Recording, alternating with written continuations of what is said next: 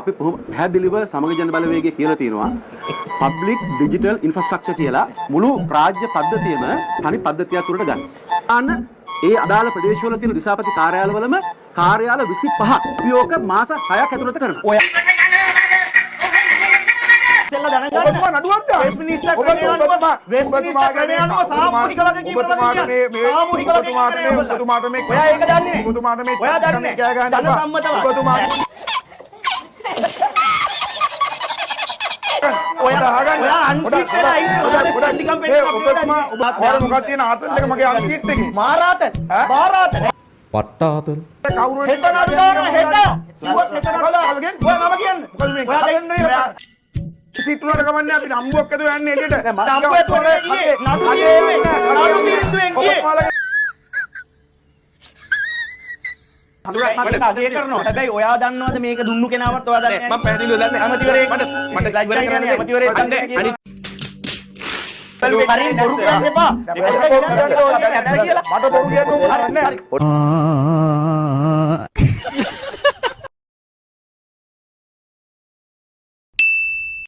Let's go. මට කියන්නේ තව ප්‍රශ්නයක් මේක හොඳ ප්‍රශ්නයක්. අවුරුදු 47 ඔබේ නායකයෙක් ඉඳලා ඒ නේ නායකයෝ නෙමෙයි හැම නායකයෙක් ඉද්දිම ওই කම්පැනි තමයි પાස්පෝර්ට් ගාවේ. ඒ પાස්පෝර්ට් ගහපු කම්පැනිය ඒ කාලෙන් කාලෙට කොහොම හරි ඒගොල්ලන් ඒ එන කෙනාව කොහොම හරි බැලන්ස් කරගෙන ඒ પાස්පෝර්ට් එක දුර්වල પાස්පෝර්ට් එක තමයි ගේන්න උත්සාහ කරේ. දැන් ආපු කම්පැනි ඊට පස්සේ මේ පහුගිය දවසකදී කැබිනට් එකේ අවසාන ඉන්න කාලෙදී මට මතකයි ඒ අමාත්‍යතුමා ආභ්‍යන්තර කටයුතු බාර වෙන්න අමාත්‍යතුමා අලුත් ආයතනයකට මේ ටෙන්ඩර් එක දෙන්න කැඳෙව්වා. කොහේ ආයතනයද? මම හිතන්නේ මොකක් හරි ෆොරින් ආයතනයක් වෙන්න ඕනේ. හැබැයි මට මතකයි අපේ කාලේ අපි ඔක උත්සාහ කරේ මොකද අර සල්ලි ගන්න කම්පැනි. දැන් ඒ ෆොරින් ආයතනේ වැඩ පටන් අරන්ද? දැන් දුන්නු ආයතනේ? නෑ ඒක තමයි එතන වෙච්ච අර්බුදයක්. ඒ වෙච්ච ඇග්‍රීමන්ට් එකේ වෙච්ච අර්බුදයක් එක්ක තමයි මේ තියෙන પાස්පෝර්ට් ප්‍රමාණය පමණක් මේ කාලයක් දක්වා තියෙන්න ඕනේ කියන ප්‍රශ්නය. මොකක්ද අර්බුදේ? ඈ මොකක්ද අර්බුදේ? ඒ අර අනිත් කම්පැනියේ ටෙක්නිකල් සොෆ්ට්වෙයාර් එක මොකද ඔය කියන හයි එන්ඩ් પાස්පෝර්ට් එක දෙන්න ඒගොල්ලන්ට මාස 6ක කාලයක් කිල්ලුවා. ඒතකොට මේක තමයි ප්‍රශ්නය. ඇප්ලිකේෂන් වල තිබුණේ නැහැ. ඉතින් ස්පෙસિෆික් ආයතනෙට බැලුවා. හරියට බොරු කියන්න එපා. මට බොරු කියන්න ඕනේ නැහැ. මට කොහොමද බොරු කියන්නේ? මේක උනේ දේ මොකද්ද? ආ බොරු කියන්නේ. මට උනේ දේ කියලා දෙන්න. මටත් චුරියක් දැනගන්න. දැන් ප්‍රොසෙස් එකක් කරේ. මේක ඕක ඔව් හරි හරි මේක දන්නවා කියන්නේ මේක ඇතුලේ ඉන්නේ කවුද කියලා. දැන් මම මතුවෙච්ච කාරණා කීපයක් කියන්න ඕනේ. ඔබතුමාට මම මේ සභාවෙන් තප්‍රකින් ප්‍රශ්නයක් අහන්න ඕක එළියටාවේ එයාපෝට් එකේ ළමයි කෑ ගහපු නිසා නේද? ඔබට ඊළඟ අවස්ථාවේ තියෙනවා. එහෙම නැත්නම් ඕක එන්නෙත් නෑ නේද? දැන් මේ අලුත දීපු කෙනා පටන් අරන්ද වැඩ. එයාපෝට් එකේදී තමන්ගේ බිරිඳට පාස්පෝර්ට් එක ගන්න බැරි වෙලා මොකක් හරි ප්‍රශ්නයක් වෙච්ච ළමයි කෑ ගහපු එකක් සමාජ මාධ්‍ය වලට ආව නිසා නේද ඕක එළියට ආවේ? නෑ ඒක නෙමෙයි. මේක වෙන එකක්. ඒක වෙනම එකක්. මේ පාස්පෝර්ට් එකේ ප්‍රශ්නේ එන්නේ මෙහෙමයි. මම දන්න තරමට පාස්පෝර්ට් ප්‍රශ්නේ එන්නේ ඔය කම්පැනි කලින් දීපු කම්පැනිය තියෙනනේ. ඒගොල්ලෝගෙන් අයින් කළා ඇමතිවරයා දැන් මෙතුමා කියපු විදිහටම විවෘත ටෙන්ඩර් කැඳවීමකින් තොරව අභිමතයේ පරිදි වෙන එකකට දුන්නා. හැබැයි මේ දෙනකොට අර කලින් එකට අඩුතරමේ තියෙන්න එපයි. මේ කාලයක් දෙන්න ඕන මෙන්න මෙච්චර ප්‍රමාණයක් මේක තියෙන්න ඕන කියලා. ඒ ස්ටෝරේජ් එකක් ගබඩාවක් නැතුව ස්ටොක් එකක් නැතුව තමයි හරිමුඩියේ මේ තනි කෙනා තේරුවේ. කවුද ඒ කෙනා? ඒක පුජ්‍යලයා මම දන්නේ නැහැ බලන්නක ඇති. ඒ තෝරපු එකම තමයි ගැටලුව. හරි දන්නවද කවුද කියලා ඒක? නිකන් කියන්න බලන්න අපිට. දන්නා මම කියන අතර. පුජ්‍යලක දන්නා මම කියනවා. පුජ්‍යලක දන්නා මම කියන මට කිසි බඳීමක් නැහැ. මම කෙලින්ම ওই කරුණු දෙකේදීම මං පෞද්ගලික මතයක් දැරුවා. පාර්ලිමේන්තුවේ තෝක් කතා කරා. ආදිවේදීන් හැටියට ඕගොල්ලෝ දන්නවනම් කියන්න කිසි ප්‍රශ්නයක් නැහැ. කීස ප්‍රශ්නේ සම්බන්ධයෙන් මම ওই දෙයම කිව්වා. මම ඒ දෙකම මගේ පෞද්ගලික මතය නෝ මම දැන් මට සාමූහික කීමක් තියෙනවා කැබිනට් එකේ හිටපු සමාජිකයෙක්. හැබැයි මේ වැඩේදී කැබිනට්ටුව ඒක වෙනස් කිරීම තුළ තමයි ප්‍රමාදය ආවේ. එතන පුංචි අර්බුදයක් තියෙනවා. ඔබතුමා විරුද්ධයි මේකට. මේ ක්‍රමයට විරුද්ධයි. මේ ආපු ක්‍රමයට විරුද්ධයි. නෑ ඒ කියන්නේ ඔබ කියන්නේ මේ දීපු ටෙන්ඩරේ මේ අලුතෙන් දීපු ටෙන්ඩරේ ඒක වැරදි කියලා ඔබතුමා පිළිගන්නේ. ඒ උනාට එයාටම තමයි දීලා තියෙන්නේ. නෑ ටෙන්ඩරේ ඒකේ මොකක් හරි අඩුපාඩු කීපෙ මතන උසාවි ගිහිල්ලක් තියෙනවා. ඕකට දැන්ට උසාවි ගිහිල්ලක් තියෙනවා. උසාවිත් ඕක ගැන මේකක් යනවා. හැබැයි දන්න පරිදි මම දන්න තරමට මොකද මම ඊට පස්සේ කැබිනට් එකේ දැන් සති 3කට හැබැයි දැන් සංචාරකයෝ වෙනවා. සංචාරකයෝට ප්‍රශ්නයක් වෙලා තියෙනවා. ආනාපති කාර්යාලවලට ප්‍රශ්නයක් වෙලා තියෙනවා. ඕගොල්ලෝ රට කරපුවා මේ. ආනාපති කාර්යාලවලට පොළු ප්‍රශ්නයක් වෙලා තියෙනවා එතන. පොලිම්. ඔව් තානාපති කාර්යාලවලට ප්‍රශ්නයක් වෙලා තියෙනවා. දැන් මොකක්ද අපේ බදු අරගෙන ඕගොල්ලෝ ওই හතර දෙනාම මේ ආණ්ඩු මේ පාලනයේට සහ ඕගොල්ලෝ පාර්ලිමේන්තුවේ මෙහෙම වෙලා තියෙන. දැන් මේ එක එක සිස්ටම් ඇඩ්හොක් විදියට එක තැනක් විතර ඩිජිටලයිස් කරන්න ගියාම මේ ප්‍රශ්නේ තියෙනවා. මොකද්ද දියුණුව කියන්නේ? පාස්පෝර්ට් එක දී ගන්න බෑ. පොඩකින් දැන් ওই වෙච්ච දේ උනානේ.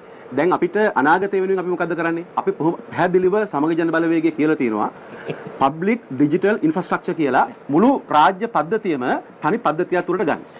ඒ හරහා මේ එක එක ආයතන අතර තියෙන data silos අතර සම්බන්ධීකරණ අපි කියනවා data interoperability කියලා. data interoperability ඇති කරනවා. එහෙම ඇති කරාට පස්සේ අපි අපේක්ෂා කරන මේ සියලු දෙනා කොළඹට එන එක වෙනුවට ලංකාවේ අහංගින යෝජනාව ලංකාවේ දිස්ත්‍රික්ක 25 මේ પાස්පෝර්ට් නිකුත් කිරීම සඳහා සහ හැඳුනුම්පත් නිකුත් කිරීම සඳහා ස්ථාන ඒ අදාළ ප්‍රදේශවල තියෙන දිසාපති කාර්යාලවලම කාර්යාල 25ක් ඒ කියන්නේ ආගමන ගමන දෙපාර්තමේන්තුවේත් ඒ වගේම පුද්ගල දිහාපතික දෙපාර්තමේන්තුවේත් කාර්ය 25ක් ඕගොල්ලන්ගේ සැලැස්ම ඒක තමයි අපි කරන්නේ අපි ඕක මාස 6ක් ඇතුළත කරනවා. ඔයා විපක්ෂීය മന്ത്രിවරයෙක් විදියට අපි ආණ්ඩුව කරන්නේ හරි විපක්ෂයේ දැනි മന്ത്രിනේ මේ හිටපු മന്ത്രിවරයෙක් ඇමතිවරයෙක් දැන් මේ සියල්ල සිද්ධ වෙන්නේ මේ නොපිටට යන්නේ මේ පෝලිං ගහන්නේ හරිද මේ කාඩ් එකක් දී ගන්න බෑ ඩෙන්ටි ඇයි ඒ හොරකම නිසා ඔව් මම මේකට තව එකක් එකතු කරන්න කැමතියි. හැබැයි මේ අජිත් පොඩේන අජිත් කොට ඔය ඩිජිටලයිස් කිරීම ඔය ඔක්කොම යාන්ත්‍රණය එකතැනකට ගියම බොහොම අපහසු කාර්යයක්. මොකද මේ රජයේ සේවා පද්ධතිය අකමැති ඩිජිටල් වෙනවට. ඒක හොඳට මතක තියාගන්න. හරි මේකනේ ඒක කවුරු වැඩක් නෑ කරන්න. ආණ්ඩුවකට අනිවාර්යයෙන් කළ හැකි. ඒක බෑ ඒක නෑ එහෙම කතාවක් නෑ මෙහෙමනේ. රජයේ දැන් ඔබතුමාලා දැන් මේ කරන්න ගියාම හොඳට තේරෙයි මේ හැම මම ඉස්සල්ලාම ලංකාවේ ප්‍රථම ඩිජිටල් කැබිනට් ඇමතිවරයා. ඊට පස්සේ මෙතුමා රාජ්‍ය ඇමතිවරයාට ඩිජිටල් එකේ බාරගත්ත 2015 ආණ්ඩුවේදී. ඒකට මතක ඇති මේ ඉන්ටර් මිනිස්ටීරියල් අතරේ එක්කෙනෙක් ඩිජිටලයිස් කරනවට කැමති වෙන්නේ නැහැ. ඒගොල්ලන් ඒ ප්‍රොජෙක්ට් එක ආපු ගමන් ඩිජිටල් අමාත්‍යාංශය තිබ්බත් කරන්න දෙන්නේ නැහැ. ඒ නිසා මේවල ප්‍රායෝගික ඇටලු තියෙනවා. හැබැයි මෙතුමා කියනවා වගේ ඒක ජාතික ප්‍රතිපත්තියක් ලෙස ඒක ජනාධිපති මට්ටමෙම වෙන්න ඕනේ. ඒක තමයි මම කියන්නේ හරියට මම කියන්නේ මම ඔබතුමාට උත්තර දෙන්න ඕනේ. නැති කරාට ගෑස් පොලිම නැති කරාට ඩෙන්ටි එකක් ගන්න බැරි නම් මේ රටේ ඒකට එන්නේ A4 සීට් එකක් නම් හරිද පාස්පෝර්ට් එක ගන්න බැරි නම් මොකක්ද අනේ ඔයගොල්ලන්ගේ සුරංග දැන් අපි අනාගතය ගැන කල්පනා කරමු. සුරංග අනාගතය ගැන කල්පනා කරමු. දැන් මට දෙන්න හරි විනාඩිය. දැන් පළවෙනි කාරණා තමයි කල්පනා කරපු වැරදි වලට සමාලෝචනයක් කරන්න හරි හුදකලාව ආයතන ඩිජිටල්කරණය කරන්න බෑ. අපේ රජයේ සජිත් ප්‍රේමදාස රජයේ තියෙන නම්බර 1 ව්‍යාපෘතිය තමයි මේ පබ්ලික් ඩිජිටල් ඉන්ෆ්‍රාස්ට්‍රක්චර් කියන මේ පද්ධතිය ගොඩනැගීම. මේක කරන්න පුළුවන්. මේක වසර 2ක් තුල කරලා අවසන් කරන්න පුළුවන්. ඒකට තාක්ෂණයේ තියෙනවා ඒ පිළිබඳව සුසුකම් තියෙන විද්‍යාඥයෝ මේ රටේ ඉන්නවා. ඒ සඳහා අවශ්‍ය කරපු දේ. හරි එතුමත් ඒක බේරගන්නකෝ. දැන් අපි ඔයා බේරගන්න. ඒක මම බේරන්න ඕනේ. ඔයා බේරගන්න. වෙන අපේක්ෂකෙක් ඉන්න කෙනෙක්. ඔයානේ ෂැඩෝ කැබිනට් එකේ ඉන්නේ. ඉතින් ඕක මම තමයි කියන්නේ. මම කරන්නේ සජිත් ප්‍රේමදාස මැතිතුමාගේ ප්‍රතිපත්ති ප්‍රකාශනයේ තිබෙන අංක 1 ඩිජිටල් ව්‍යාපෘතිය තමයි මේක. ඒක තමයි අපි කරන්නේ. කියන හැම ක්ෂේත්‍රයකම පැතිරී යනවා. එහෙම ඒ තරම් ප්‍රොග්‍රෙසිව් ප්‍රතිපත්තියක් ඉදිරිපත් කළා නෑ වෙන කිසි. පැහැදිලි. අජිත් මහත්තයා මට කියන්න හඳුන් නැති මහත්තයා. දැන් තරගේ තියෙන්නේ රනිල් වික්‍රමසිංහ මහත්තයා ජනාධිපති වෙනවද? සජිත් ප්‍රේමදාස මහත්තයා ජනාධිපති වෙනවද? අනුර කුමාර දිසානායක මහත්තයා ජනාධිපති වෙනවද? අපි හිතම අනුමාන කළ අනුර කුමාර දිසානායක ජනාධිපති මේ ප්‍රශ්නේ ඇඩ්‍රස් කරන්නේ කොහොමද? ඔබේ ප්‍රතිපත්තිත් අපේ ප්‍රතිපත්ති ප්‍රකාශය ඔය ඔක රාජ්‍ය ආයතන කිසිම දෙයක් කියලා දන්නේ නැහැ වගේ. අපේ ප්‍රතිපත්ති අපි මෙතුමගෙන් අහමු දැන්. එතුමාගේ ප්‍රතිපත්ති ප්‍රකාශනයේ මේ තියෙන මොකුත් නැහැ මේක. මේක නෑ. ඔබ කියුවා. ඔව්. බඩ බලන්න නැති. ඒ කියවලා ඉරි ගහලා දැන් ඒක මෙතුමලා දැන් රට බාර ගන්න නෙමෙයි. දැන් ඒගොල්ලෝ බාර ගන්න ඉන්න උත්තරේ තියෙන්නේ. ඒගොල්ලෝ අපේ ප්‍රතිපත්ති ප්‍රකාශනයේ අපි ඒක ඉතා පැහැදිලිව සඳහන් කරලා තියෙනවා. ඩිජිටල් කියන්නේ එක එක ශ්‍රේෂ්ඨ වල එකපාර නෙමෙයි. නමුත් එක එක ශ්‍රේෂ්ඨ වලට නෑ ඇත්තටම එකක් නෑ. අපි බාධා නොකරමු කතා කරමු. ඒක හොඳ නෑ නේද? දැන් උදාහරණයකට බදු ක්‍රියාවලිය ගත්තොත් එimhe බදු ක්‍රියාවලිය රෙමිස් කියන එක හඳුන්වලා දීලා අවුරුදු 10ක් ගියා දේශීය ආදායම් දෙපාර්තමේන්තුවට ඒක හඳුන්වලා දෙන්න තාමත් අසාර්ථකයි. ඒ හේතුව අර මෙතුමාලා කියන එක. ඒ කියන්නේ ඒවට බාධාවල් තියෙනවා ඒක පිළිගන්නවනේ. රාජ්‍ය ආයතන සහයෝගය දෙන්නේ නැහැ කියන එක. දැන් බාධාවල් තියෙනවා කිව්වේ. ඒ බාධාව කොතනින්ද මුලින්ම එන්නේ කියලා උඩින්ම තමයි. ඔය බාධාවල් තියෙනවා කියලා කිව්වට කවුද කිව්වේ නැහනේ. හරියට මත අහගෙන තියෙනවා. ඒ බාධා තමයි උඩින් එන්නේ. හරිද? ඒගොල්ලෝ කැමති නැහැ ඒක කරාට කියලා කියන්නේ ඒකයි. එතකොට අපි කියන්නේ එතනින් පටන් ගන්න ඕනේ. හිග හිටි බදු අය කරගන්න අපි යෝජනා කරලා තියෙනවා ඩිජිටල් සිස්ටම් එකට යන්න ඕන අනිවාර්යයෙන්. ඒතකොට දේශීය ආදායම් පද දෙපාර්තමේන්තුව තමයි ඩිජිටල් කරන්නේ මුලින්ම කරන්න ඕන. ඒක රේගු දෙපාර්තමේන්තුව. අඳුරා බදු එක. චුට්ටක් සමාවෙන්. ඕක කරන්න කලින් අර වැඩේ වරද්දපු අයට දඬුවම් කරන්නත් ඕනේ හොඳේ. අනිවාර්යයෙන්. ඒක අනිවාර්යයෙන්. ඒ පාරේ යන ගමන් ඕක කරගෙන. අනේ ඔබතුමාලගේ අරුණ ප්‍රජාවක් ආදායම් නාස්ති කරන එක. දැන් ඔබ කියන්නේ හිග ආදායම් එකතු කරන්නේ නැහැ කියලා. එකතු කරගන්න නැති බිලියනයක් රුපියල් කෝටි ලක්ෂයක් තියෙන්නේ ඇයි? විගණකාධිපතිවරයා පෙන්නලා දෙන්න ඕනේ නැහනේ. අර ඒ ආයතන නිලධාරීන්ගේ වැඩේනේ ඒක කරන එක. ඒක කරන්නේ නැත්තේ මොකද හේතුව? එතන තමයි හොරා කරන තැන තියෙන්නේ. මම මේ අවංකව කියන්නේ. හොඳයි, දේශීය අපි ආදායම ඊළඟට පාර්ශ්වය අහන්නේ ඒක precaution. දේශීය ආදායම පාර්ශ්වය යෝජනා කරන එක දෙයක් ගැන ඒක ඩිජිටලයිසේෂන් කරන්න ආයතනෙන් ආයතනෙ. ඔබතුමා වැරදක් කරා. ඔබතුමා වැරදක් සමාජගතත් කරා. ඔබතුමා කෝ එක බිඩ් එකයි ඇවිල්ලා තියෙන්නේ කියලා. ඒක සම්පූර්ණ වැරදි. මම මේ දැන් ඩේලි මිරර් එකේ දාලා තිබ්බ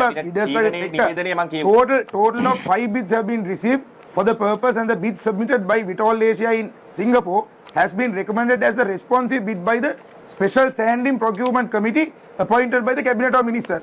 මේ ලංකාවේ ඔබතුමා නෑ ඔබතුමාට අවශ්‍ය නෑ ඔබතුමාලා ඔය අවශ්‍ය බොරුව සමාජගත කරන්න එපා. නෑ අපිට බොරු සමාජගත කරන දෙයක් නෑ. ඔබතුමාලා දාපු ඔබතුමා ප්‍රවෘත්ති දෙපාර්තමේන්තුවේ හරි ආයතන දුන්න කියලා කියනද ඔබතුමා කෝ වෙන බිත් සිබ්බේ නෑ කියලා. මේ කැබිනට් තීරණය මම කියුවේ. කැබිනට් තීරණය කියනවා හරි කිරේට වෙන්න ඕනේ කියලා. ඔබතුමාට ඔය වැරදි කියන්නේ නෑ. මොකද එහෙම එකක් වෙලා නෑ. එහෙම දෙයක් කියන්නේ මේ කාලය තුල අවමය සමාගම් 5ක් ඉදිරිපත් වෙනවා.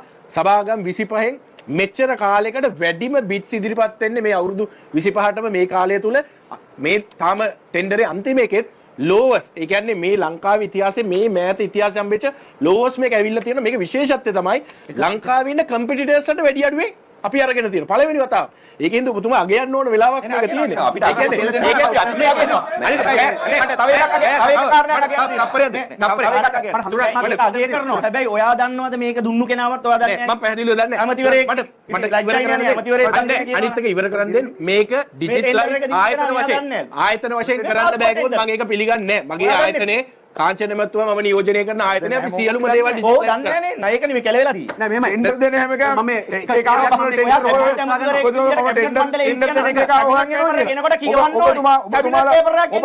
ඔබතුමාලා වගේ ටෙන්ඩර් එකක් කාටද යන්නේ කියන එක ඒ කම්පැනි ආයතනයේ නම කියන මට කැබිනට් පේපර් එක අහම පොඩ්ඩක් ගන්න. කැබිනට් පේපර් එකේ බලන්න පුළුවන්. හැබැයි කැබිනට් එකේ තියෙන ක්‍රමවේදයක් තියෙනවා. ඔබතුමාලගේ නිකන් ඔබතුමාලගේ මේ ආයතනයේ වගේ ඔබතුමාලා වැඩ කරන්නේ. පොඩ්ඩක් ආගන්න. නෑ නෑ ඔබතුමා හොඳට ආගන්න. කැබිනට් එකේ മന്ത്രി ඇමතිවරයෙක් දානවා නම් එතුමා ෆලෝ කරන කැබිනට් ප්‍රොකියුමන්ට් ප්‍රොසෙස් එකක් තියෙනවා. ඒ ප්‍රොසෙස් එක නැත්තම් එතනදී එතුමාට දඩුවම් කරන්න පුළුවන්. ඉතින් ඒක ඔබතුමා කියලා නඩුවක් දාන්නේ. ඉස්සෙල්ලා දැනගන්න. ඔබතුමා නඩුවක් දාන්න. වෙස්ට්මිනිස්ටර් ක්‍රමය අනුව සාමූහික වගකීම ඔබතුමාට මේ ඔයා ඒක දන්නේ නැහැ. ඔබතුමාට මේ ඔයා දන්නේ ඔබතුමා පොඩ්ඩක් හරියට කතා කරලා ඉස්සරහ මේ මේකේ මොකද මේ වැරදි වැඩසටහන සටන කියලා ඔබතුමා නිකන් ඡන්දයක් වෙන්න දන්න එපා.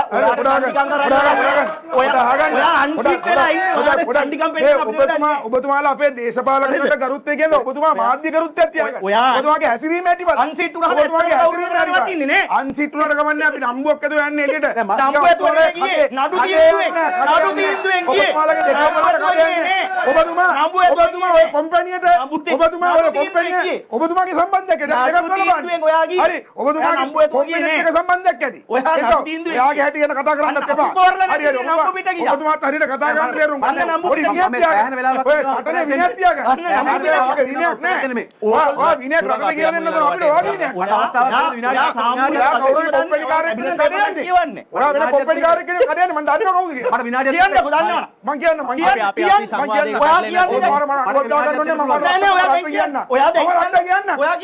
ඔයා කියන්න පුළුවන් නම් ජනතාව ඉස්සරහ කියන්න. ඔබතුමා කාටේ කවුරු හෙට නඩු දානවා හෙට. කිව්වත් හෙට නඩු දානවා. ඔයා නම කියන්න. මොකද මේ ඔයා මේ මොකද මේ කතා කරන්නේ? ඔයා මොකද මේ ක්‍රමේ? මම යනවා මගේ කොම්පැනි මොකද ක්‍රමේ? හරිද? මේ මගේ කොම්පැනි වෙනුවෙන් මම යනවා. ඔයා කොහොමද කියන්නේ මම කොම්පැනි වෙනුවෙන් යනවා? මොකද කොම්පැනි? ඔයා කියන්නේ මහරජා සංවිධානය. මගේ කොම්පැනි මහරජා සංවිධානය. මහරජා වෙනුවෙන් නෙමෙයි සුරංග හරිද? කඩයන් කරන මම දන්නවා. කියන්න. දන්නවා කියන්න. හොඳ අපි අපි සංවාදික පැත්තෙන් නැතුව අපි ඊළඟ වටේට යමු. ඊළඟ වටේ හරින් මන්තුමා සරණ ක්වොලිටි අපි ඊළඟ වටේ සුරංග අපි පැටලෙන්නේ නැතුව අපි ඊළඟ වටේට යනවා. මේකේ විනාඩි 3ක් හම්බ වෙනවා. ගොඩක් හොඳයි. ඊළඟ වටේ හරින් මහත්මයා මොකක්ද තියෙන ආතල් එක මගේ අන්සීට් එකේ. මහරාතන් ඔන්න පේනවා සරණ අපි වැඩසටහන ගැන කතා කරමු. ශ්‍රේෂ්ඨාධිකරණ තීන්දුවක්. හරින් මන්ත්‍රතුමා ඔබේ හොඳයි.